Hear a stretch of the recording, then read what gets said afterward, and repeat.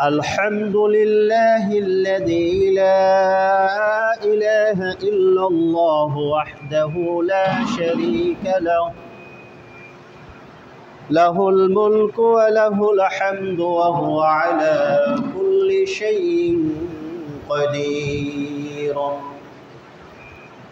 لا إله إلا الله وحده لا شريك له له الملك وله الحمد وهو على كل شيء قدير وسبحان الله والحمد لله ولا إله إلا الله والله أكبر ولا حول ولا قوة إلا بالله ولا حول ولا قوة إلا بالله العلي العظيم وصلى الله تعالى على خير خلقه محمد وعلى آله وأصحابه أجمعين أما بعد فأعوذ بالله السميع العليم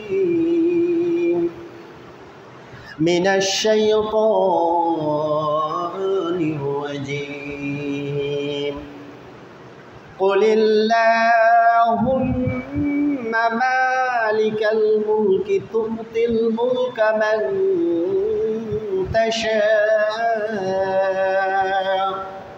وتنزع الملك ممن تشاء وتعز من تشاء وتذل من تشاء بيدك الخير إنك على كل شيء قدير تولج الليل في النهار وتولج النهار في الليل وتخرج الحي من الميت وتخرج الميت من الحي وترزق من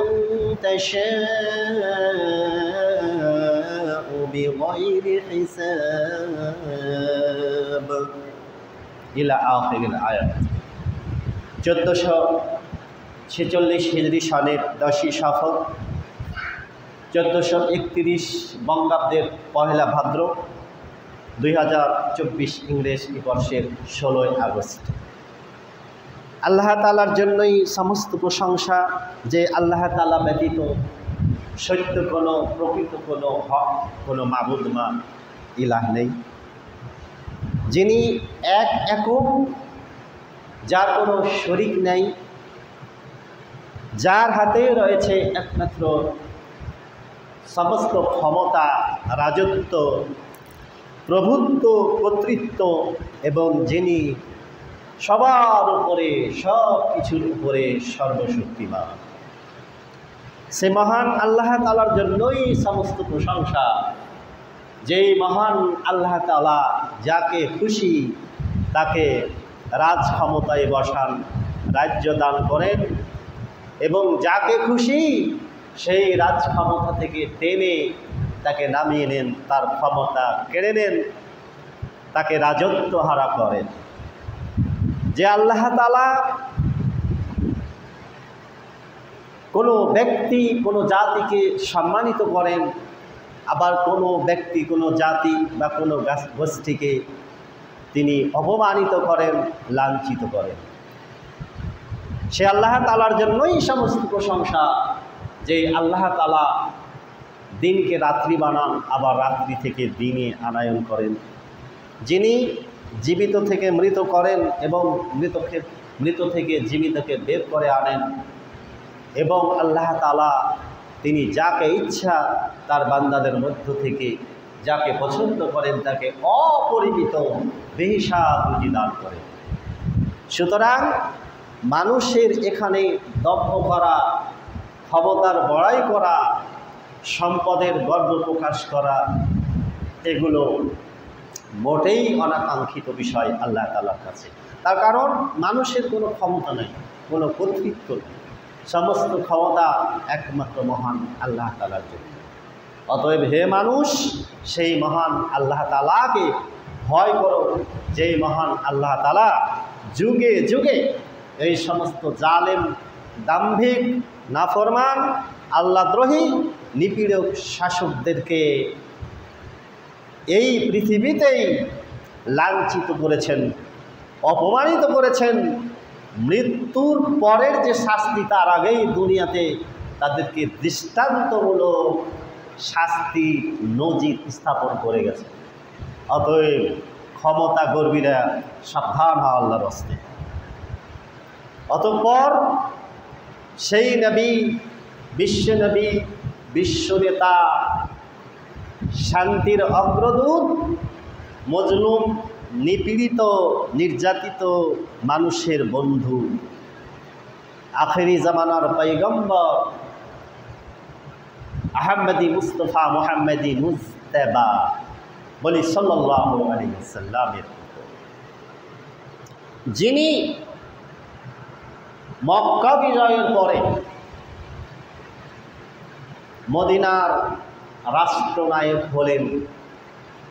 বিশাল ক্ষমতা তার হাতে, তারপরেও তিনি কারো বিরুদ্ধে প্রতিশোধ গ্রহণ করেন। আজকের খুতবার দুটো দিক নিয়ে আলোচনা করব।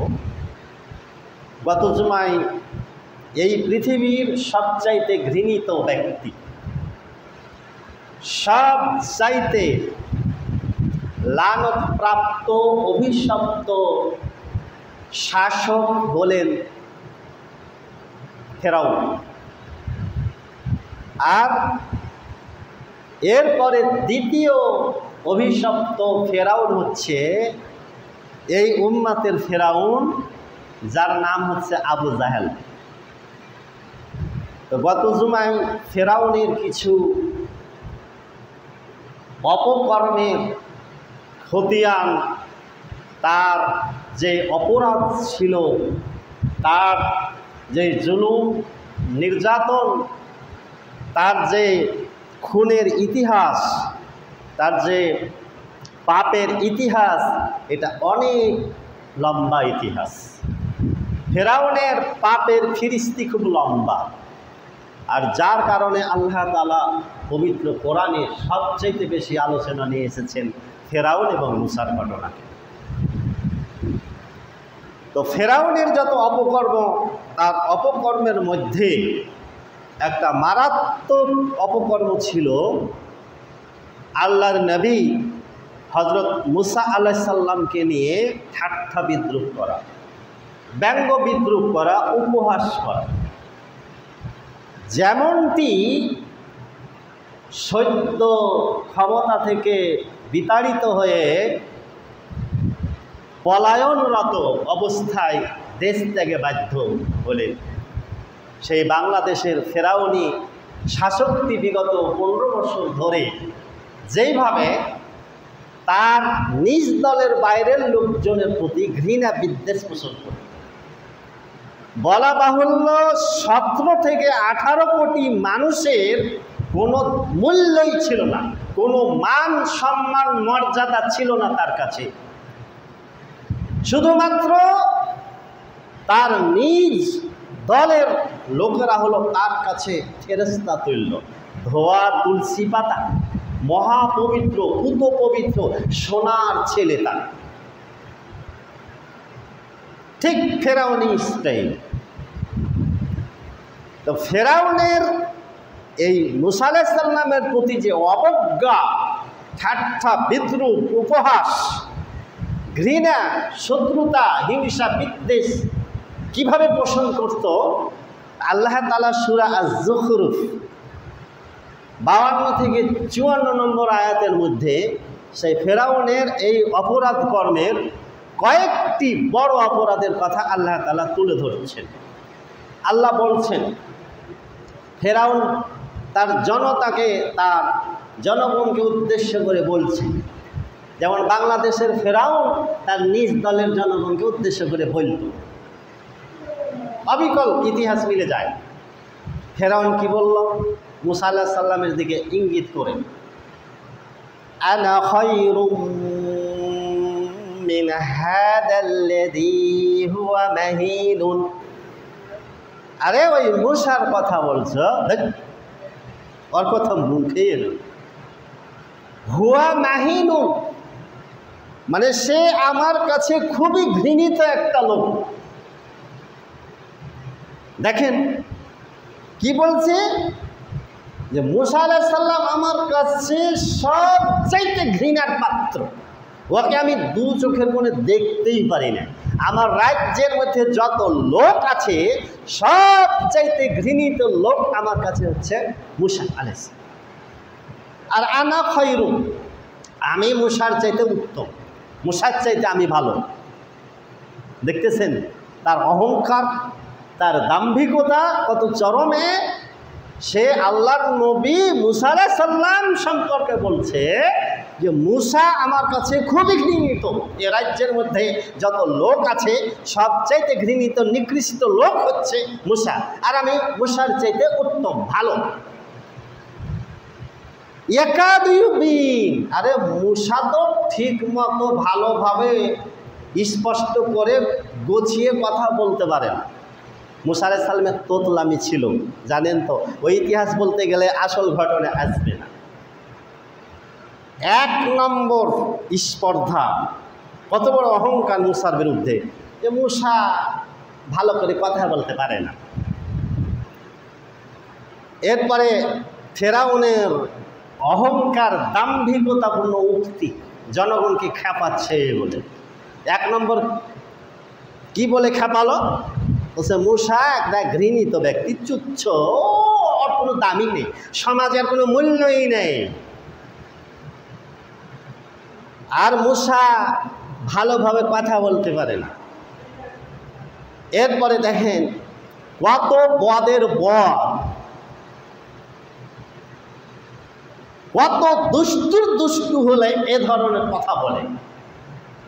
ফালাউলা উলকিয়া আলাইহি উসওয়াতুম মিন যাহাব। মুসা যদি আল্লাহর রসুলই হলো, আল্লাহ নাকি ওকে তোমাদের মাঝে রসুল করে পাঠায়েছে, তো মুসা আলাইহিস সালামের ওপরে সোনার অলংকার, স্বর্ণের বালা, স্বর্ণের চেন, স্বর্ণের গহনা, হ্যাঁ, স্বর্ণের অলংকার কেন আল্লাহ আসমান থেকে নাজিল করে না?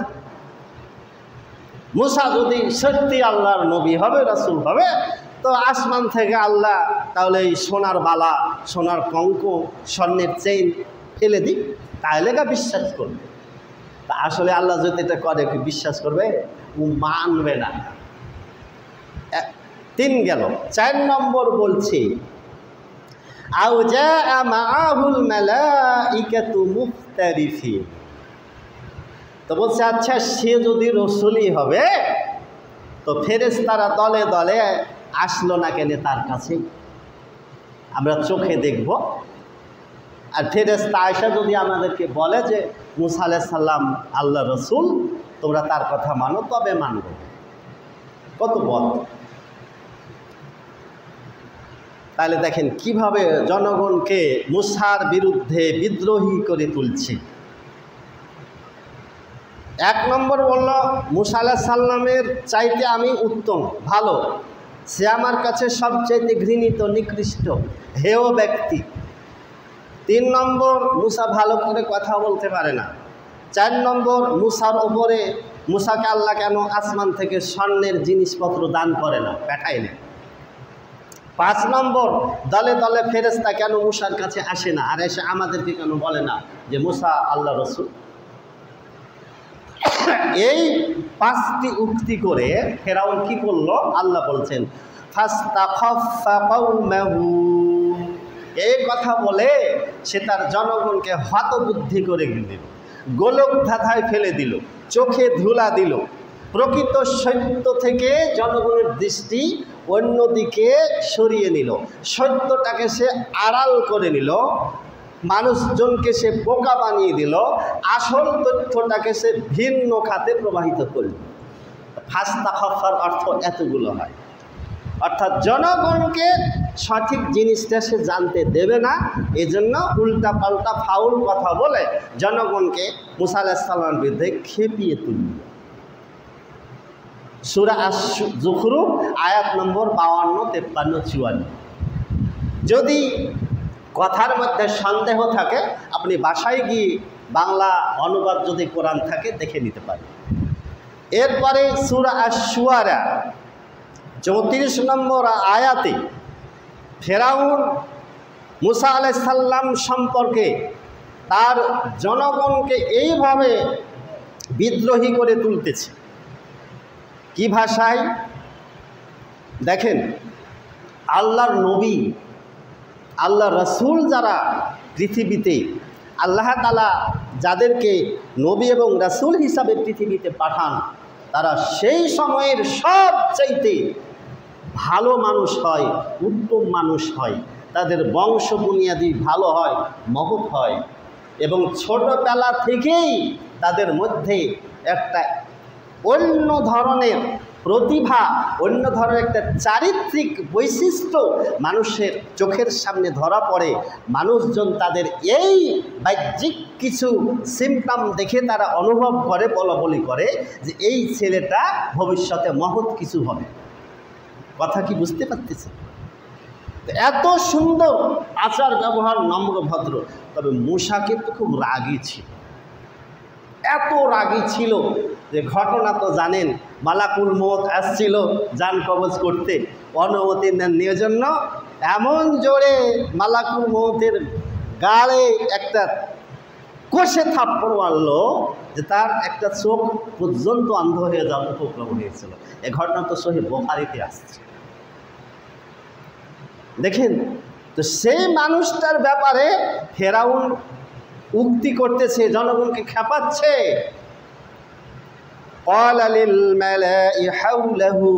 ফেরাউন তার পার্লামেন্টের সদস্য, সংসদ সদস্য যারা মন্ত্রী রয়েছে, এমপি রয়েছে, তাদেরকে বলছে, ইন্না হাযা লাসাহিরুন আলিম, তোমরা কি জানো মূসা কিন্তু একজন সুদক্ষ পাকা জাদুকর। সে জাদুবিদ্যায় এত পারদর্শী যে সে এমনভাবে কথা বলে তোমাদেরকে, তোমরা কিন্তু তার এই কথার প্রলোভনে পাতা ফাঁদে পা দিও না। সে কিন্তু জাদুকর, সে তোমাদের জাদুগ্রস্ত করে ফেলেছে। তো এই মূসা আলাইহিস সালাম এই জাদুর বলে, জাদুর শক্তির বলে তোমাদেরকে কি করতে চাচ্ছে জানো? দেখতেছেন ফেরাউনি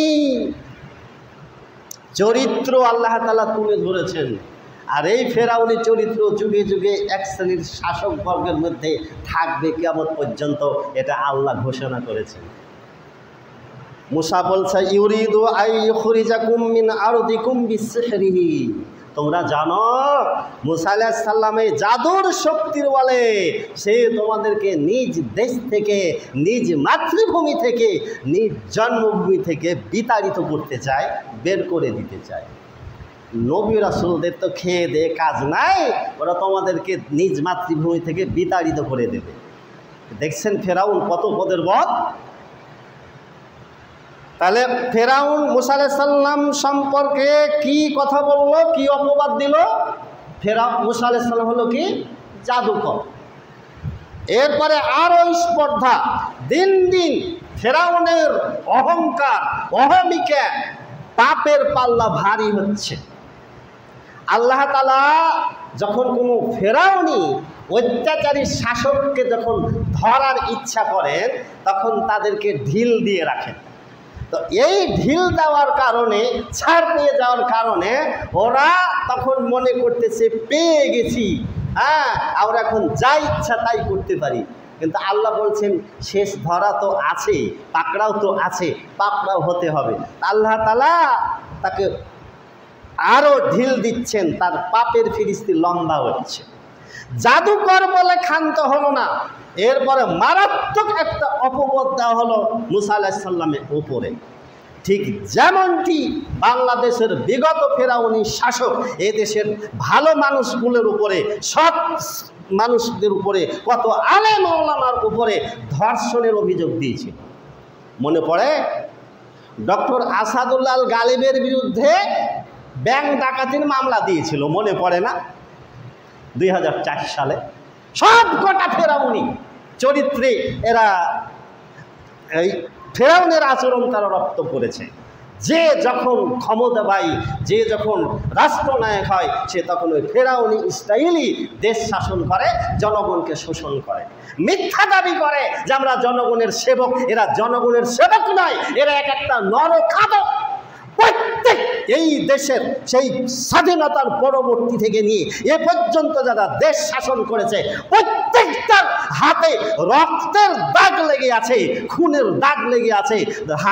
নিষ্পাপ নিরপরাধ মানুষের রক্তে তাদের হাত রঞ্জিত হয়ে আছে। ইতিহাস খুলে দেখেন, রাগ করিয়েন না। ফেরাউন বলছে, وقال فرعون يا أيها الملأ ما علمت لكم من إله غيري। ফেরাউন তার পার্লামেন্টের সদস্য, সংসদ সদস্য, মন্ত্রী, এমপি, তার যত সভাসদবর্গ রয়েছে তাদেরকে ডেকে বলতেছে, মা আলিমতু লাকুম মিন ইলাহিন গায়রি, আমি ছাড়া তোমাদের আর অন্য কোনো ইলাহ আছে, মাবুদ আছে, এটা আমি জানি না। ফেরাউন তাহলে কি বলল? আনা রব্বুকুমুল আলা, আমি হচ্ছি তোমাদের সবচাইতে বড় মাবুদ, বড় রব। এখন মুসার আল্লাহকে বাদ দিয়ে তোরা আমার ইবাদত করো। চিন্তা করতে পারছেন? শেষ পর্যন্ত সে কি নিজেকে এখন রব দাবি করলো।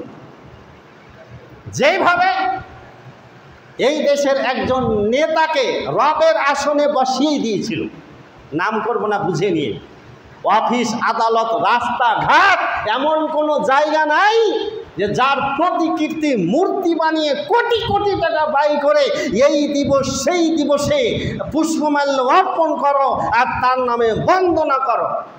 সর্বকালের সর্বশ্রেষ্ঠ মহামানব হচ্ছেন হযরত মুহাম্মদুর রাসূলুল্লাহ সাল্লাল্লাহু আলাইহি সাল্লাম। এই গুণটি কেড়ে নিয়ে তারা ওই নেতার সিফাত উপাধি দিয়েছে। মিডিয়াতে এই কথাই ভাষা আসতো, সর্বকালের সর্বশ্রেষ্ঠ, আর সামনে এগুলোর না, বুঝে নিন। খুব তিতা লাগবে কথা, লাগুক, তাতে সমস্যা। হক কথা, কোরআনের কথা বলতে কোনো বাধা আছে না ভয় আছে? কি করবেন? ফাঁসি দিবেন? জীবন তো আল্লাহর দান, সমস্যা নাই তো, আপনি দেন ফাঁসি, সমস্যা নেই। আরে কত সৎ মানুষের ফাঁসি হয়েছে। আল্লাহু আকবার, আল্লাহু আকবার। দেখেন কত বড় স্পর্ধা। বলছে আমি তোমাদের রব, তারপরে জনগণকে বলছে হামান। হামান ছিল ফেরাউনের প্রধান উপদেষ্টা, প্রধানমন্ত্রী।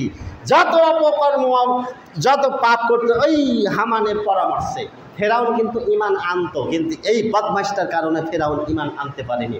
এই হামান ছিল সব চাইতে ওই ফেরাউনের যত অপকর্মের নাটের গুরু। যেমনভাবে আমাদের বিগত সদ্য ক্ষমতাচ্যুত প্রধানমন্ত্রীকে ফাঁসিয়ে দিয়েছে, তার কিছু সাঙ্গপাঙ্গ দুর্নীতি লুটেরা ওই সমস্ত মন্ত্রী এমপিরা। কথা বুঝতেছেন? হামানকে ডেকে বলছে যে হামানু আলাতিনি ফাআউকিদলি, আমার জন্য তুমি আলাতিনি ইট পোড়াও, ইট পোড়াও। ইট পুড়ে কি করে রে ভাই? ইট পুড়ে কি করে? কাঁচা ইট, মাটির ইট পুড়ে কি করে? ইটটা আগুনে পুড়িয়ে পাকা ইট করে। তো ইট দিয়ে কী হবে? ফাজআলি সারহা, আমার জন্য একটা উঁচু টাওয়ার বানাও, সব থেকে উঁচু টাওয়ার বানাও। টাওয়ার বানিয়ে কী হবে? ফেরাউন কত বদের বদ বলছে, লাআল্লি আত্তালিউ ইলা ইলাহি মুসা, ওই টাওয়ারে চড়ে যাতে আমি মুসার আল্লাহ কোথায় আছে, মুসার ইলাহ কোথায় আছে, আমি যেন ওই মুসার ইলাহটাকে উকি মেরে দেখতে পারি। আস্তাগফিরুল্লাহ, নাউযুবিল্লাহ মিন যালিক। এর চাইতে বড় বদ আর পৃথিবীতে কেউ আছে যে উঁচু টাওয়ার নির্মাণ করে ওই টাওয়ারে উঠে আল্লাহ রাব্বুল আলামিনকে উকি মেরে দেখতে চাই ফেরাউন? বদমাইশ কোথাকার। তারপরে বলছে মুসা আলাইহিস সালাম সম্পর্কে ফেরাউন, ওয়া ইন্নী লা আযুন্নুহু মিনাল কাযিবিন। আরে মুসা হলো 1 নম্বর মিথ্যাবাদী। দেখেন কতগুলো অপবাদ দিচ্ছে।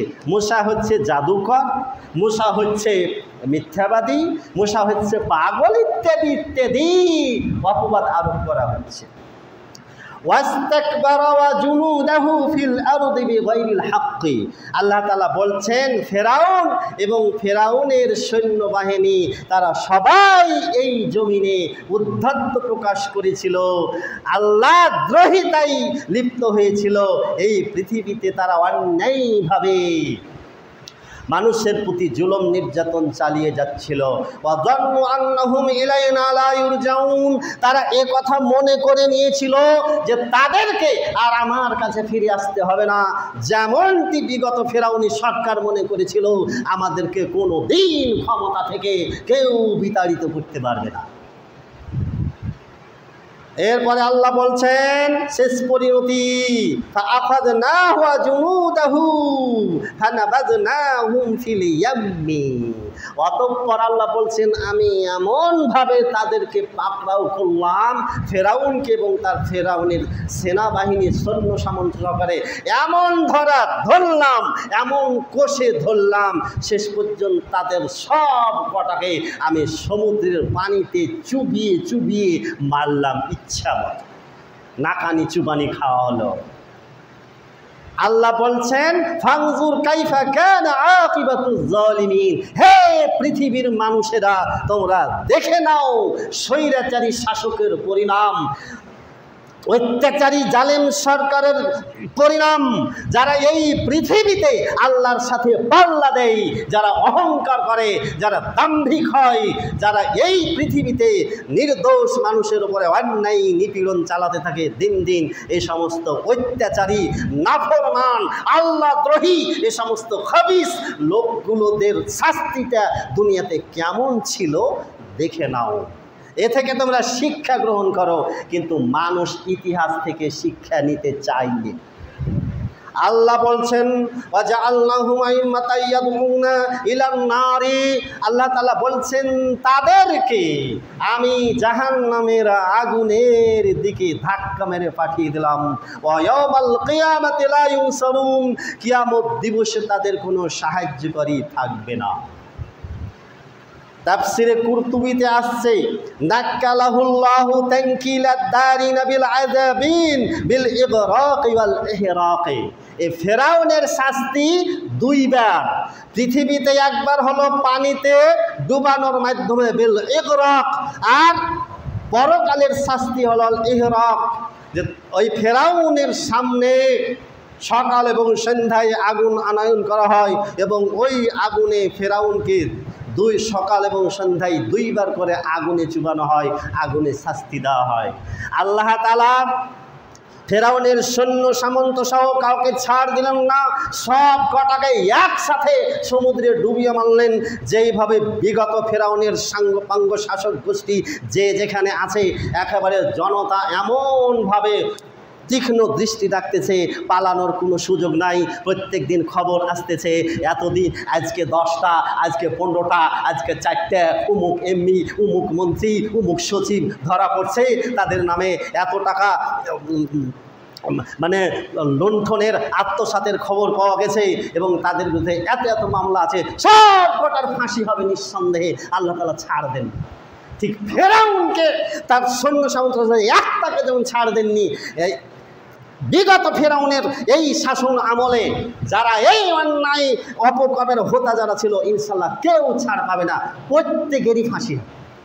আল্লাহ যেন দৃষ্টান্তমূলক শাস্তি তাদেরকে দিয়ে পৃথিবীতে যেন নজির রাখেন, যাতে ভবিষ্যতে বাংলাদেশের কোনো শাসক এই ফেরাউনি স্টাইলে জনগণের উপরে শাসন অত্যাচার নিপীড়ন চালাতে না পারে।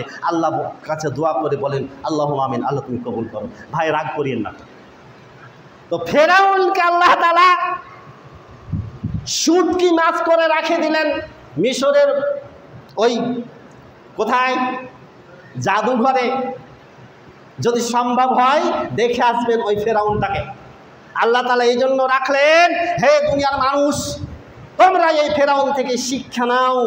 এই যে আমি তাকে শুটকি করে রাখছি, আমি পোকাকে নিষেধ করে দিয়েছি, পোকা তার দেহ খাবে না, মাটিকে নিষেধ করে দিয়েছি, মাটি তার দেহ খাবে না। কিয়ামত পর্যন্ত ফেরাউনকে এইভাবে এমন অক্ষত রাখবো যাতে যুগে যুগে ফেরাউনেরা এই বড় ফেরাউনের কাছ থেকে শিক্ষা গ্রহণ করে।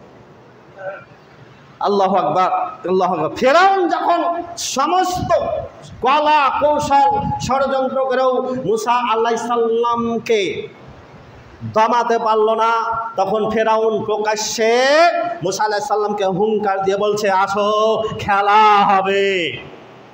খেলতে চাইছিল না, আরে খেলার আগেই তো ওই মন্ত্রী মঞ্চে বক্তব্য দিতে গেছিল, মনে আছে কি? আমি উমুককে বলতে চাই তোমরা স্মার্ট বাংলাদেশ, দেখি হলো পরের কথা বলতে পেরেছিল, দেখেছেন না ভিডিওটা? স্মার্ট বাংলাদেশ এই পর্যন্ত বলার সাথে সাথেই মঞ্চ সহকারে পড়ে গিয়েছিল বিগত 2 বছর আগে। সেই দিন ভিডিও দেখে বলেছিলাম, আজকে তুমি পড়ে গেলে আল্লাহ তোমাকে এই থেকে শিক্ষা গ্রহণ করছে, তোমার পালা শেষ। অতি শিগগির তোমাকে সহ তোমার সরকারকে এইভাবে তোমার মঞ্চ থেকে যেভাবে ফেলে দেওয়া হয়েছে, আল্লাহ তাআলা ধাক্কা থেকে তোমাদেরকে ফেলে দিবে। শিক্ষা গ্রহণ করেনি, পালাবো না। পালাবো কোথায়? প্রয়োজনে অমুকের বাড়িতে গিয়ে উঠবো। পালিয়ে গেলে কেন? শরম লাগে না? লজ্জা লাগে না? কথা বলার সময় হুঁশ থাকে না? জ্ঞান থাকে না? বিবেক বুদ্ধি শূন্য করে ফেলেছ, চোখের মাথা খেয়ে ফেলেছ, পালাবে কোথায়? তো ফেরাউন কি বলছে মূসাকে? খেলা হবে, তোমার সাথে খেলবো। কি খেলবে? ওই রাজ্যের সমস্ত বড় বড় জাদুকর, সুদক্ষ জাদুকরদেরকে দাওয়াত দিয়ে আনা হলো এবং জাদুকরকে ফেরাউন বলল যে, শোনো, মুসা আলাইহিস সালামের সাথে অমুক তারিখে প্রকাশ্যে মাঠে খেলা হবে, তোমরা যদি বিজয়ী হতে পারো তোমরা আমার নিকটতম ঘনিষ্ঠ লোক হয়ে যাবে, আমার সবচেয়ে কাছের লোক হয়ে যাবে, তোমরা যা চাও তাই পাবে। আরে ঘনিষ্ঠ কাছের এ কাজের ওই লোকটা যদি 400 কোটি টাকার মালিক হয়, তো বাকিগুলো কত কোটি টাকার মালিক? একজন উপদেষ্টা ধরা পড়ল, বিভিন্ন ব্যাংক থেকে তথ্য নিয়ে দেখা গেল 96,000 কোটি টাকা সে বিভিন্ন ব্যাংক থেকে ঋণ নিয়েছে। 8টা 10টা করে বাড়ি, দেশে বাড়ি বিদেশে বাড়ি, হাজার হাজার কোটি টাকা। বাঁচতে পারবে না তোমার এই ক্ষমতা, তোমার এই অর্থ, তোমার এই বাড়ি গাড়ি তুমি ভোগ করতে পারবে না। আল্লাহ দুনিয়াতে শাস্তি দিবে, পরকালের শাস্তি তো স্থায়ী, ওটা তো আরো মারাত্মক। এবারে খেলা হবে, জাদুকরেরা তো বলছে আমরাই জিতবো খেলাতে। যেভাবে ওই ফেরাউন মনে যে আমরাই জিতে যাব, আজীবন থাকবো, কেউ আমাদের পরাস্ত করতে পারবে না। ফেরাউনও তাই ভাবলো। শেষে খেলার পরিণতি কি হলো? যখন জাদুকরদের সমস্ত জাদুর ভেলকিবাজি শেষ, মুসা আলাইহিস সালাম তো ভয় পেয়ে গেল। মুসাকে আল্লাহ বলে, এই ডরাচ্ছ, ভয় পাচ্ছ কেন? ওরা হাতের লাঠিটা ছেড়ে দাও না। লাঠি যেমনই ছেড়ে দিল, সর্বপ্রথম বিরাট বড় অজগর হয়ে আগে ফেরাউনের দিকে তেড়ে গেল।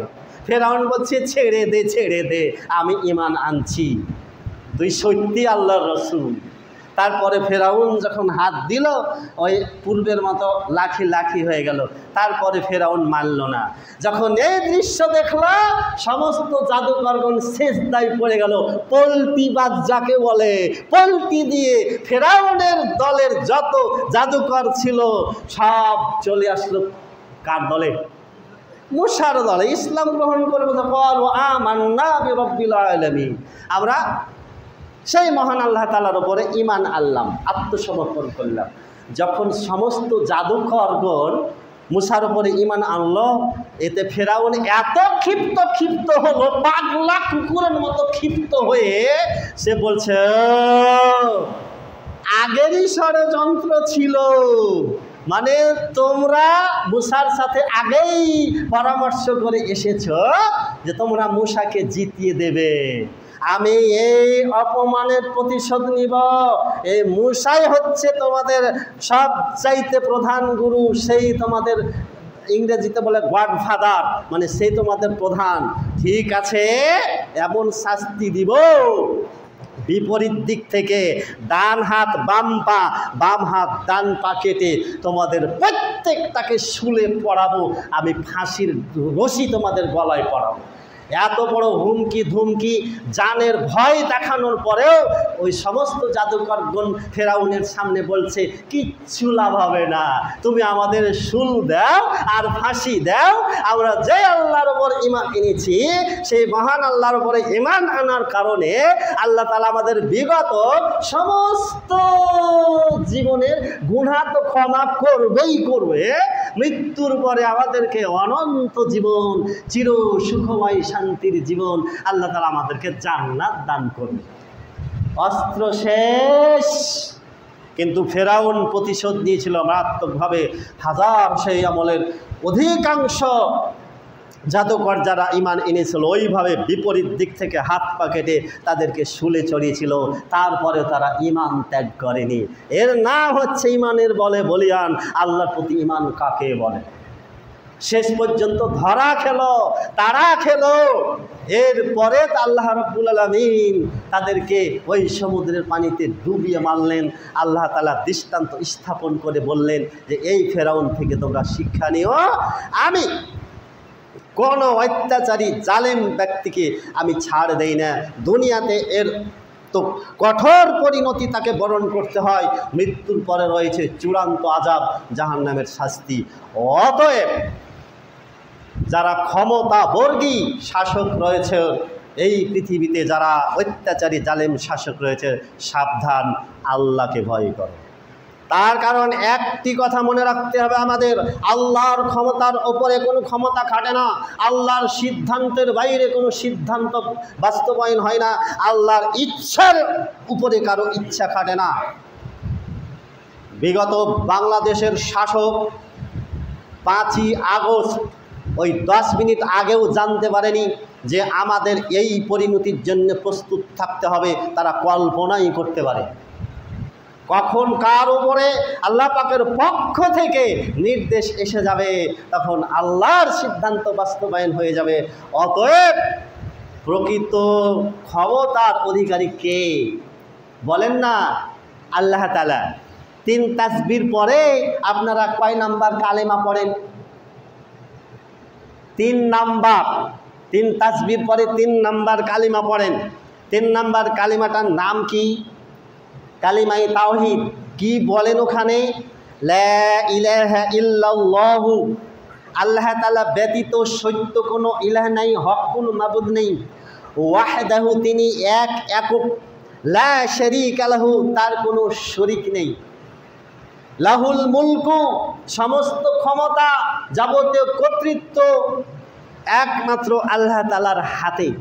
ওয়া হুয়া আলা কুল্লি শাইইন কাদির, তিনি সমস্ত কিছুর উপরে, সবার উপরে সর্বশক্তিমান। তাহলে আল্লাহ তাআলা হচ্ছেন সুপ্রিম পাওয়ারের অধিকারী, আল্লাহ হচ্ছেন সর্বোচ্চ ক্ষমতার অধিকারী, আল্লাহ হচ্ছেন সমস্ত ক্ষমতার মালিক এবং তিনি হচ্ছেন সমস্ত বিষয়ে সর্বশক্তিমান। অতএব আল্লাহর সাথে পাল্লা দিতে এসো না, নইলে সমস্যা, ধরা খেতে। এই হলো মোটামুটি ফেরাউনের শাস্তি। এখন এই উম্মাতের ফেরাউন এ সম্পর্কে আলোচনা করি। এই উম্মাতের ফেরাউন কে বলতে পারবেন? আইডিয়া আমাদের নবীর মুখ দিয়ে বেরিয়েছিল। এই উম্মাতের ফেরাউন হচ্ছে আবু জাহেল, অভিশপ্ত আবু জাহেল। ঠিক ফেরাউন যেমন আল্লাহর নবী এবং রাসূল হযরত মুসা আলাইহিস সালামকে জুলুম, নির্যাতন, অন্যায়, অত্যাচারের এমন কোনো পথপন্থা ছিল না যেটা সে মুসা আলাইহিস সালামের উপর প্রয়োগ করেনি। আবু জেহেল আমাদের প্রিয় নবী মুহাম্মদুর রাসূলুল্লাহ সাল্লাল্লাহু আলাইহি সাল্লামের আপন চাচা, নিজ রক্ত। তারপরে ওই আবু জেহেল আমাদের নবী মুহাম্মদুর রাসূলুল্লাহ সাল্লাল্লাহু আলাইহি সাল্লামকে সবচেয়ে বেশি কষ্ট দিয়েছিল। তারও পরিণতি দুনিয়াতে ভয়াবহ হয়েছিল। আজকে আমি এখন সেই পর্যায়ে আসতেছি। অভিশপ্ত আবু জেহেল তার জনতাকে জিজ্ঞেস করছে। কি জিজ্ঞেস করছে? আল্লাহু আকবার। আপনারা সূরা আল মুদ্দাসসিরের 30 নম্বর আয়াত, ওয়ালাইহা তিসআতা আশার, আল্লাহ বলছেন জাহান্নামের যেই প্রহরী রয়েছে, জাহান্নামের যে খাজাঞ্চি রয়েছে, পাহারাদার রয়েছে, এদের সংখ্যা হচ্ছে কতটি? 19টা। এদের সংখ্যা হচ্ছে 19টা। বিসমিল্লাহির রহমানির রহিম। এই আয়াত, এই বাক্যের মধ্যে হরফ আছে 19টা। যখন আমরা বিসমিল্লাহির রহমানির রহিম পাঠ করি, তখন এই বিসমিল্লাহ, এই দোয়াটি আমাদের জন্যে ওই 19টি জাহান্নামের যেই দারোগা, যেই পাহারাদার রয়েছে, অর্থাৎ 19টি জাহান্নামের আযাব থেকে আমাদের জন্য এটা প্রতিরক্ষাপূজ্য হয়ে যায়। তো এই আয়াতে কারিমা যখন নাজিল হলো, ওয়ালাইহা তিসআতা আশার, জাহান্নামের প্রহরী, জাহান্নামের পাহারাদের সংখ্যা হচ্ছে 19। এই আয়াত নাজিল হলো। এই আয়াত নাজিল হওয়ার পরে এবারে এই আয়াতটিকে নিয়ে ফেরাউন এমন ব্যঙ্গ, বিদ্রূপ, উপহাস, তুচ্ছ-তাচ্ছিল্য করল। দেশে তার জনগণকে বলছে, আবু জেহেল তো বিরাট ক্ষমতাধরের মালিক, মানে পুরো আরব গোত্র, আরব উপত্যকা ছিল তার অধীনে, বিশাল সৈন্য সামন্তের মালিক, বিশাল অর্থ সম্পদের মালিক। মানে একটা ডাক দিলেই জনতা ছুটে আসত তার ডাকে। তো এই কারণে সে সবচেয়ে বেশি অহংকারী হয়ে গিয়েছিল। ক্ষমতার দাপট, অর্থের দাপট, শক্তির দাপট।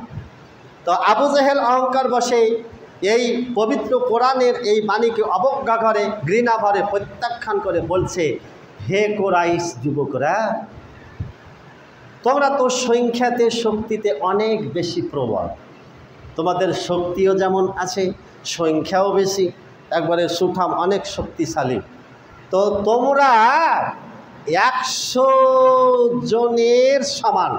জাহান্নামের মুহাম্মদ সাল্লাল্লাহু আলাইহি ওয়াসাল্লাম যে তোমাদেরকে জাহান্নামের ভয় দেখাচ্ছে না, তো জাহান্নামের যে ফেরেশতার কথা বললো, পাহারাদের কথা বললো 19 জন, তো তোমরা 100 জনের সমান। শোনো, তো তোমাদের 10 জনে মিলে কি জাহান্নামের এক একটা ফেরেশতাকে ঘায়েল করতে পারবে না, কাবু করতে পারবে না, পরাজিত করতে পারবে না? আস্তাগফিরুল্লাহ, নাউযুবিল্লাহ মিন যালিক। চিন্তা করতে পারে জাহান্নামের ফেরেশতাদেরকে নিয়ে কত কটাক্ষ, তুচ্ছ-তাচ্ছিল্য করছে, যে তোমরা 10 জনে মিলে এক একটা ফেরেশতাকে পাকড়াও করবে, আর বাকিগুলোকে সামলার জন্য আমি আবু জেহেল একাই যথেষ্ট। নাউযুবিল্লাহ মিন যালিক, নাউযুবিল্লাহ মিন যালিক। আল্লাহ তাআলা তার এই উক্তির প্রতিবাদে হযরত লূত আলাইহিস সালামের জাতিকে জিবরাইল আলাইহিস সালাম এক রাত্রে কিভাবে কুপকাত করেছিলেন সেই ঘটনা কিন্তু তুলে ধরা হয়েছে পবিত্র কোরআনে কারীম। তো জিবরিল আমিন আসলেন লূত আলাইহিস সালামের এই জাতির কাছে রাত্রিবেলায়, প্রভাতের আগে, এবং তাদের যে দেশ ছিল, ওই দেশের ছিল প্রধান 5টা নগরী।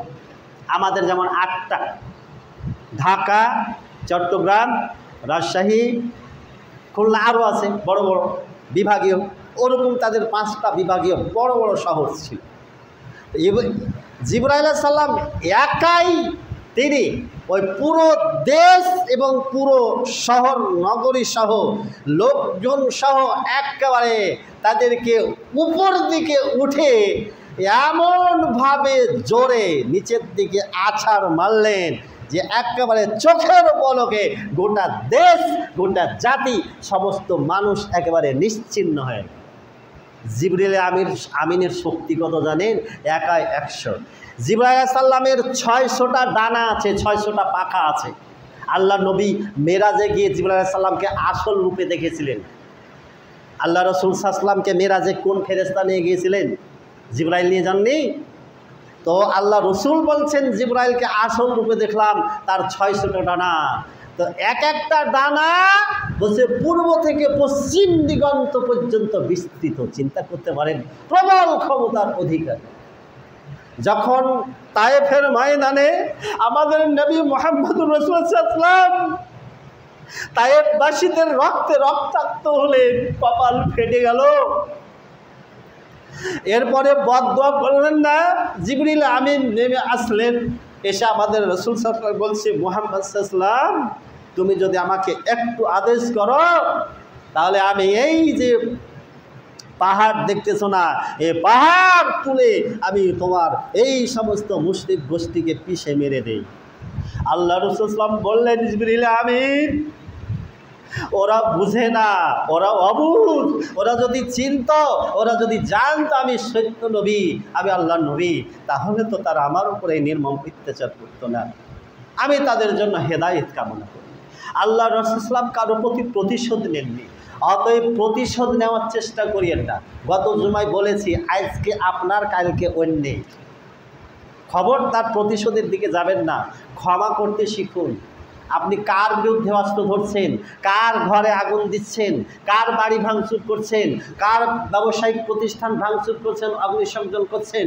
বলেছিলাম আওয়ামী লীগ বিএনপি জামাই শ্বশুর মামা ভাগ্নে নাকি চাচা ভাতিজা, জামাত বিএনপি, এভাবে প্রত্যেকে হানাফি আহলে হাদিস, অবশ্যই কেউ না কেউ আত্মীয়তার সম্পর্কে সম্বন্ধযুক্ত। আপনারা হানাফি ঘরের মেয়ে নেন না, ছেলে দেন না, কাজেই এই যে আত্মীয়তার সম্পর্ক যারা নষ্ট করে রক্ষা করে, এরা কি মুসলিম? অতএব কখনো না। আমাদের বর্তমান প্রধান উপদেষ্টা খুব সুন্দর কথা বলেছে, এই দেশের নাগরিক হিসাবে আমি ন্যূনতম অধিকার পেতে চাই। আমি মানুষ, আমি এই দেশে নাগরিক হিসাবে আমরা সবাই বাংলাদেশি, কি হিন্দু, কি মুসলিম, কি বৌদ্ধ, কি খ্রিস্টান, কি পাহাড়ি, কি বাঙালি, কি অবাঙালি, আমরা সবাই এদেশের নাগরিক। কাজেই এদেশের নাগরিক হিসাবে হিন্দুর জন্য যে আইন, মুসলমানদের জন্য ওই আইন, সে আইনে আমাদের প্রত্যেকের অধিকার সংরক্ষিত করা আছে। অতএব মানুষে মানুষে ভেদাভেদ নয়, শত্রুতা নয়, ক্ষমা করে দিতে শিখেন। খবরদার, যা করেছেন ভুল করেছেন, আল্লাহ নবী প্রতিশোধ দিন। রাসূল আকরাম সাল্লাল্লাহু আলাইহি সাল্লামের প্রতি এই আবু জেহেল সবচাইতে বেশি বিদ্বেষ পোষণ করত, যেমনটি বিদ্বেষ পোষণ করত ফেরাউন মুসার ব্যাপারে। কাবা গৃহে নামাজরত অবস্থায় আল্লাহ রাসূলের পিঠের ওপরে উটের নাড়ি ভুঁড়ি চাপিয়ে দেওয়া হয়েছিল। কে করেছিল? আবু জেহেল। গলায় চাদর পেঁচিয়ে শ্বাসরুদ্ধ করে আমাদের নবী মুহাম্মদুর রাসূলুল্লাহ সাল্লাল্লাহু আলাইহি ওয়াসাল্লামকে হত্যা করার চেষ্টা চালিয়েছিল আবু জেহেল। আল্লাহর নবী দম বন্ধ হয়ে যাওয়ার মতো অবস্থা। ফাতেমা রাদিয়াল্লাহু আনহা এই দৃশ্য দেখে ছুটে আসলেন, তাড়াতাড়ি এসে তিনি তার বাবাকে মুক্ত করে দিলেন। ফাতেমা রাদিয়াল্লাহু আনহা আবু জেহেলের প্রতি অভিশাপ বর্ষণ করলেন। আল্লাহ নবী নিষেধ করছেন, ফাতেমা অভিশাপ দিও না। তাফসীর ইবনে কাসির আব্দুল্লাহ ইবনে আব্বাস রাদিয়াল্লাহু আনহু বলেন, একদিন আবু জেহেল স্পর্ধা দেখিয়ে বলছে, লা ইন রাআইতু রাসূলুল্লাহি সাল্লাল্লাহু আলাইহি ওয়াসাল্লাম ইউসাল্লি ইনদাল কাবাতি লা আতিয়ান্নাহু হাত্তা আতা আলা উনুকিহি। আবু জেহেল বলছে, আমি যদি মুহাম্মদ সাল্লাল্লাহু আলাইহি ওয়াসাল্লামকে কাবা গৃহে নামাজরত অবস্থায় দেখি, নামাজ পড়তে দেখি, তাহলে আমি এই অবস্থায় দেখলে আমি তার ঘাড় ভেঙে দেব, ঘাড় মটকে দেব। কত বড় স্পর্ধা! আবু জেহেল আল্লাহর নবীকে কাবা গৃহে নামাজ পড়তে দিবেন না। ফাকালা রাসূলুল্লাহি সাল্লাল্লাহু আলাইহি ওয়াসাল্লাম, আল্লাহর নবীর কাছে যখন এই কথা গেল, এটি যখন জানতে পারলেন, তখন আল্লাহ রসুল বলছে যে যদি আবু জেহেল লাউ ফাআলা লা আখাযাতহুল মালাইকাতু ইয়ানা ওয়া আন্নাল ইয়াহুদা, যদি সে নামাজ পড়া অবস্থায় আমাকে মারার জন্য এগিয়ে আসে, আমাকে আক্রমণ করার জন্য এগিয়ে আসে, তাহলে ফেরেশতাগণ তাকে ধরে ফেলবে, পাকড়াও করবে। মৃত্যুর ফেরেশতাগণ তাকে হত্যা করে ফেলবে, মেরে ফেলবে।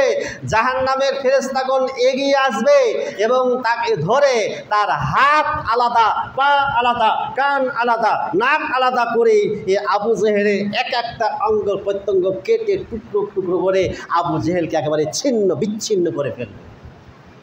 কে কথা বললেন? আল্লাহ রসুল সাল্লাল্লাহু আলাইহি ওয়াসাল্লাম। যখন আল্লাহ পাকের পক্ষ থেকে তাকে এই অভয় দেওয়া হচ্ছে, আল্লাহ নবী আর ভয় করে? একদিনের 2 দিনের ঘটনা গেল। অভিশপ্ত আবু জেহেল এবারে তার জনতাকে জিজ্ঞেস করছে, মুহাম্মদ সাল্লাল্লাহু আলাইহি ওয়াসাল্লাম কি তোমাদের সামনেই কাবা গৃহে সিজদায় মাটিতে লুটিয়ে পড়ে তার কপালকে ধুলায় ধূসরিত করে?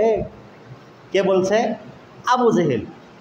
তখন তার জনগণ বলছে, হ্যাঁ, মুহাম্মদ সাল্লাল্লাহু আলাইহি ওয়াসাল্লাম তোমার ভাতিজা তো, আরে আমাদের সামনেই সে সিজদায় পড়ে মাটিতে সিজদা দিয়ে কপাল ধূসরিত করে।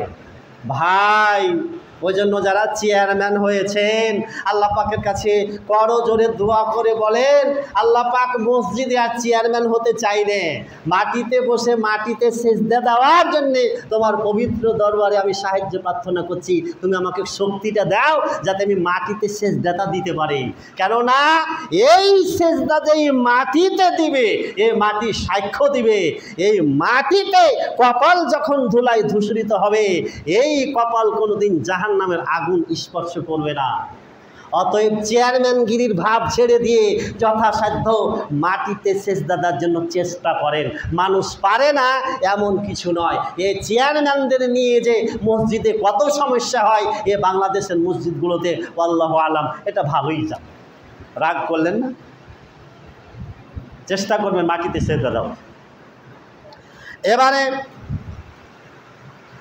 আবু জেহেলকে তার জনতা বলতেছে, আমাদের সামনে তোমার ভাতিজা মুহাম্মদ সাল্লাল্লাহু আলাইহি ওয়াসাল্লাম মাটিতে সিজদা দিয়ে তার কপাল ধুলায় ধূসরিত করে। এবারে আবু জেহেল বলছে, আমি যদি আমার ভাতিজাকে এই অবস্থায় দেখতে পাই, যদি সে আমার সামনে সিজদায় পড়ে যায়, তাহলে আমি তার ঘাড় ভেঙে তার কপাল, তার মাথাকে একেবারে মাটির সাথে মিশিয়ে দেব। রাসূলুল্লাহ সাল্লাল্লাহু আলাইহি সাল্লামকে যখন আবু জেহেল এই কঠিন শাসানি এবং ধমকানি দিলেন, অভিশপ্ত আবু জেহেলের এই কথাকে আল্লাহর নবী মোটেই পাত্তা দিলেন না। এ খবর পাওয়ার সাথে সাথেই সংবাদদাতা তো আছে নাকি, আল্লাহ নবীর কানে যখন গেল যে তোমার চাচা তোমার বিরুদ্ধে এই অ্যাকশান নিয়েছে, তোমাকে কাবা গৃহে নামাজ পড়তে দিবে না, নামাজ পড়লে তোমার উপরে আক্রমণ করবে, আল্লাহ রসুল সাল্লাল্লাহু আলাইহি সাল্লাম সাথে সাথে ছুটে আসলেন আবু জেহেলের সামনে, এবারে সিজদায় পড়ে গেল। যখন সালাত শেষ হলো, নামাজ শেষ হলো, আবু জেহেল তো রাগে ফুসফুস ফুসফুস করছে, বলছে, এই ভাতিজা, এই আমি তোমাকে নিষেধ করার পরেও তুমি আমার সামনে সিজদা দিলে, আমি তোমাকে এই কাজ করা থেকে নিষেধ করি না? আল্লাহ রসুল সাল্লাল্লাহু আলাইহি ওয়াসাল্লাম কিন্তু কড়া ভাষায় ধমক দিয়ে দিল, আমি সিজদা দেব, দেখি তোমার কত শক্তি আছে। ওই যে দেখি তোমার বুলেটে কত গুলি আছে, চালাও গুলি, মরার জন্য প্রস্তুত আছি। এই সাহসিকতার কারণে, আল্লাহর উপরে ভরসা আস্থার কারণেই তো 5ই আগস্ট দেশ স্বাধীন হলো নাকি। আগস্ট মাস এমন একটা মাস, 5ই আগস্ট বাংলাদেশ স্বাধীন, 14ই আগস্ট পাকিস্তান স্বাধীন, 15ই আগস্ট ভারত স্বাধীন। তারপরে হিসাব মিলান, 5, 15, 75 হয় নাকি? 5কে যদি 15 দিয়ে গুণ করেন, অঙ্কের হিসাব বুঝেন না, তাহলে 5, 15, 75 হয়। তাহলে 1975 সালের 15ই আগস্টে কী হয়েছিল ওইটাও জানে। আর 75 সাল, 75-এর সাথে যদি 1 যোগ করেন তাহলে 76 হয়। ওই সদ্য ক্ষমতাচ্যুত প্রধানমন্ত্রীর বর্তমান বয়স হলো 76 বছর। অঙ্কের হিসাব এমনভাবে মিলে গেছে, হিসাবটা শুনিয়ে দিন। তখন এবার আল্লাহ রসুল সাল্লাল্লাহু আলাইহি ওয়াসাল্লাম নির্ভয়ে বলছে, দেখি তোমার ক্ষমতা। তখন আবু জেহেল বলছে, কি এত বড় সাহস, আমাকে তুমি শাসাচ্ছ? তুমি ভালো করে জানো এ আরব উপত্যকায় আমার শক্তি বেশি, আমার ক্ষমতা বেশি, আমার জনতা বেশি, আমার লাঠি বেশি, আমার লাঠিয়াল বাহিনী আছে, পদাতিক বাহিনী আছে, আমার বিভিন্ন সৈন্য সামন্ত আছে, আমার অর্থ বেশি। আমি যদি এখন ডাক দিই, সমস্ত জনতা এসে এক জায়গায় জড়ো হয়ে যাবে। আল্লাহ রসুল সাল্লাল্লাহু আলাইহি ওয়াসাল্লাম কচু কেয়ারই করলেন না। আল্লাহ রসুল সাল্লাল্লাহু আলাইহি ওয়াসাল্লামকে এবারে আরেকটি দিনের ঘটনা, আল্লাহর নবী এই আবু জেহেলের এই নিষেধাজ্ঞা অমান্য করে আরেকদিন সালাত আদায় করছেন, নামাজে দাঁড়িয়ে গেছেন। আর আবু জেহেল গিয়ে মুহাম্মদ সাল্লামকে আক্রমণ করবে। আক্রমণ করতে যাওয়ার সাথে সাথেই আল্লাহ পাকের পক্ষ থেকে বিরাট বড় একটা আগুনের পিণ্ডি এসে তার দিকে একেবারে দৈত্যের আকারে ভয়ঙ্কর রূপ নিয়ে ফেরাউনকে তাড়া করতেছে। ফেরাউন তখন ওরে বাবারে বাঁচাও, মরে গেলাম, কে কোথায় আছো। ফেরাউনের এই প্যান খারাপ হয়ে দশা, মানে ভয়ে প্রসাব ফিরে পায়খানা ফিরে কাপড় চোপড় নষ্ট করে দেওয়ার মতো অবস্থা, একেবারে জান নিয়ে দিল দৌড়। তখন তার জনগণ বলছে, কি ব্যাপার, তুমি তো খুব ক্ষমতার বড়াই করো, বাহাদুরি, আমাদেরকে লেলিয়ে দিচ্ছ, তো তুমি ভয়ে দৌড় দিচ্ছ কেন? তখন আবু জেহেল বলছে, আমি যা দেখি তোমরা তা দেখো না, আমার দিকে বিরাট এক অগ্নি হালকা এসে কুণ্ডুলি পাখি আমাকে গ্রাস করার জন্য আসতেছে। আল্লাহ রসুল বললেন যে ওই দিন যদি আবু জেহেল আমার প্রতি আক্রমণ করত, সে আল্লাহর আযাবে ওই দিনই ধ্বংস হয়ে যেত, তার নাম নিশান একবারে শেষ হয়ে যেত। সর্বশেষ ঘটনা, আমির হামজা রাদিয়াল্লাহু আনহুর ইসলাম গ্রহণের প্রেক্ষাপট। ঘড়ির দিকে তাকাবেন না, এদিকে তাকান। ভালো লাগে না বুঝি? এতগুলো ইতিহাস, আল্লাহু আকবার, আমাদের হেদায়েতের জন্য, আমাদের চরিত্র সংশোধনের জন্য, এগুলোর প্রতি ঈমান আনার জন্য। দেড়টা বাদলে সমস্যা কি আছে? দেড়টা তো যাব না, শেষ নিয়ে আসছি, 5 থেকে 7 মিনিট। আল্লাহু আকবার। আমির হামজা কোন প্রেক্ষাপটে ইসলাম গ্রহণ করলেন এবার শুনুন। আল্লাহ রসুল সাল্লাল্লাহু আলাইহি সাল্লাম তিনি একদিন বাড়িতে অবস্থান করছেন। আবু জেহেল গিয়ে আল্লাহ রসুল সাল্লামকে একা পেয়ে এবারে তাকে এমনভাবে মেরে রক্তাক্ত করে দিল। আল্লাহ রসুল সাল্লাম কিন্তু কোনো প্রতিবাদ করছেন না। আল্লাহ নবীর রক্তে রক্তাক্ত হয়ে গেল আবু জেহেলের মারে, আবু জেহেলের প্রহারে এত আঘাত করা হলো। এই দৃশ্য দেখতেছেন আবু জেহেলের দাসী সুয়াইবা রাদিয়াল্লাহু তাআলা আনহা, ঈমান এনেছিলেন। এই দৃশ্য দেখে আবু জেহেলের দাসী সহ্য করতে পারল না। কার কাছে বিচার দিই, কে এই বিচার করবে? বিচারপতি তোমার কাছে বিচার না পেলে আমি কার কাছে যাই, কোনখানে যাই? যে আমার শফিকুল ভাই বলেছিল যে কোথায় গিয়ে আমি বিচার পাবো। আল্লাহু আকবার, আল্লাহু আকবার। এবারে সুহাইবা রাদিয়াল্লাহু আনহা ঠিক করতেছেন কার কাছে গেলে এ নির্মম এই প্রহারের, আবু জেহেলের অত্যাচারের আজকে প্রতিশোধ নেওয়া হবে। তিনি চিন্তা ভাবনা করলেন, খুঁজতেছেন। ইতিমধ্যেই বীর কেশরী সিংহ আমির হামজা রাদিয়াল্লাহু আনহু তিনি বাড়ি আসতেছেন। এবারে সুহাইবা রাদিয়াল্লাহু আনহা আগেই তিনি প্রস্তুতি নিতেছেন। আমির হামজার সাথে পথিমধ্যে দেখা হয়ে গেল।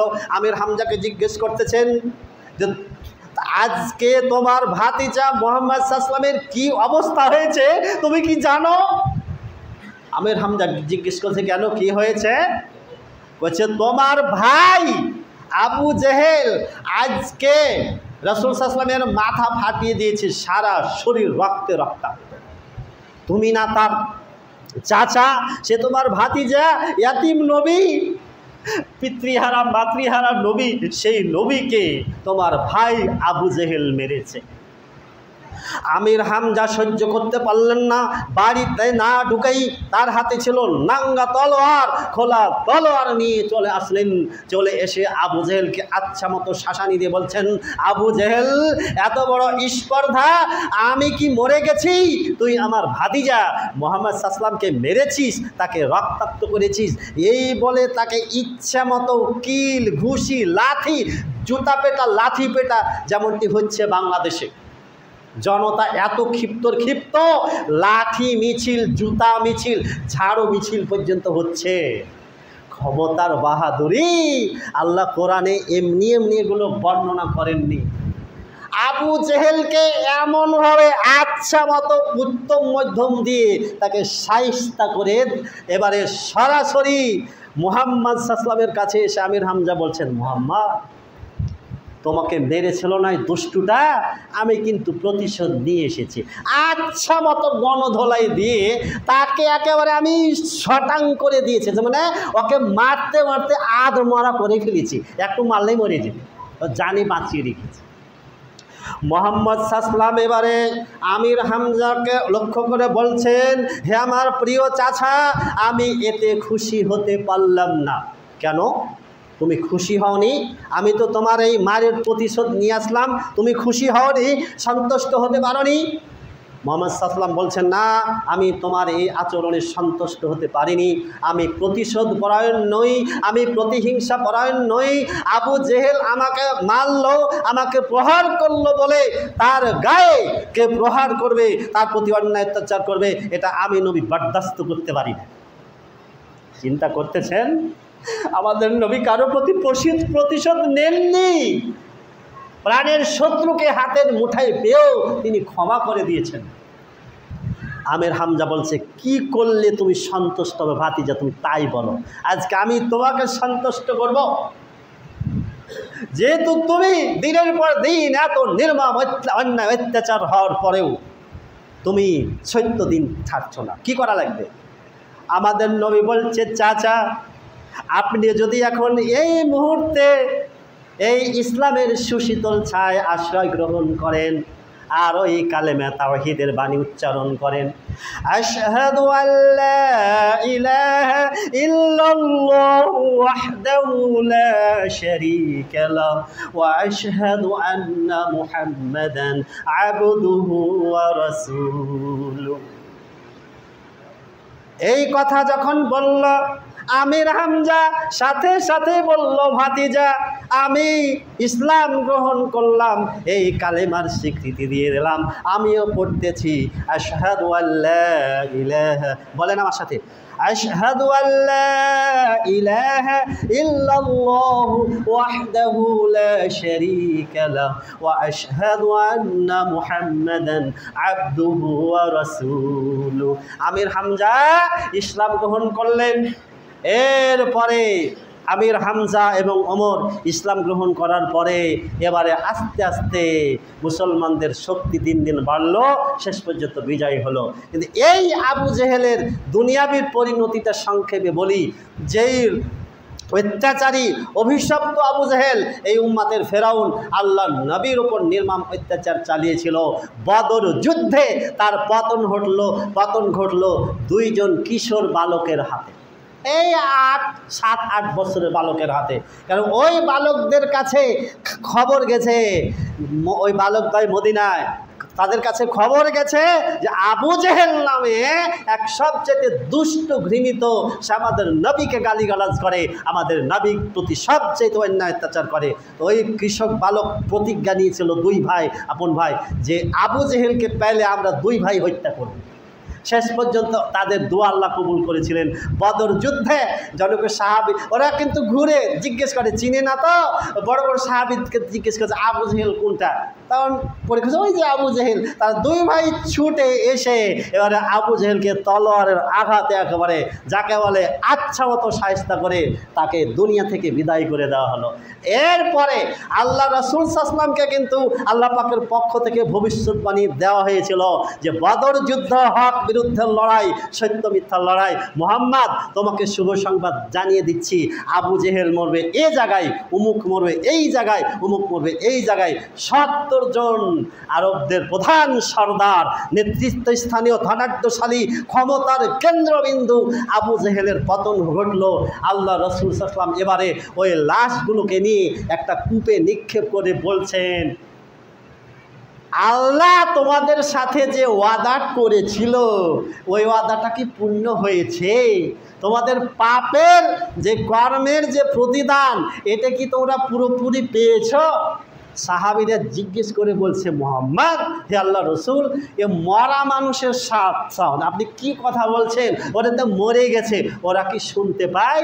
আল্লাহ রসুল বলছে, শুনতে পায় না মানে তোমাদের চাইতে ওরা ভালো হয়ে শুনতে পাচ্ছে। তার মানে ক্ষণিকের জন্য আল্লাহ তাআলা তাদের ওই শোনার উপলব্ধিটা দিয়ে দিয়েছিলেন।